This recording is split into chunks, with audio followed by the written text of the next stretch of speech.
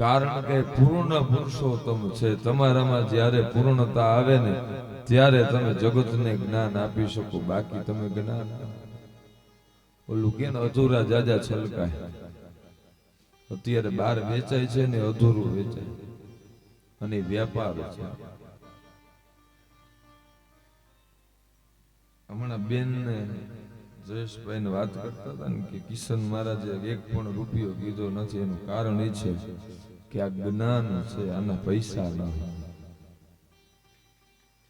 કારણ કે આની કિંમત ન થાય. જો આની કિંમત કરી નાખીએ ને તો આપણી કોઈ કિંમત નથી. જ્ઞાન છે, આની કિંમત થોડી હોય.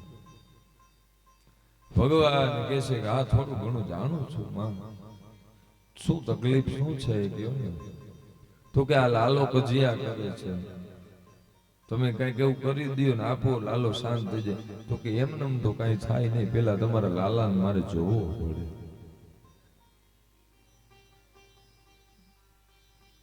ડોક્ટર ને એમ કહ્યું કે વિડીયો કોલમાં દર્દીને દવા આપો તો ડોક્ટર ના પાડે કે મારી દર્દીને તપાસવો પડે.